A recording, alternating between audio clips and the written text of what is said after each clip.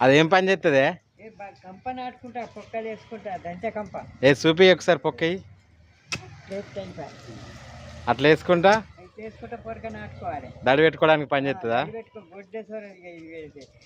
చేత తవ్వు లేదు, ఇదే తవ్వుతుంది.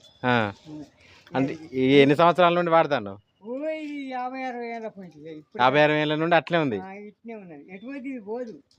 అవి ఒడిచిపోతే కొంత కమరంతో సాట్ వేసుకుంటే అయిపోయి మళ్ళా మెత్తగా మెత్తగా చేస్తాడు, కొత్తగా చేస్తాడు.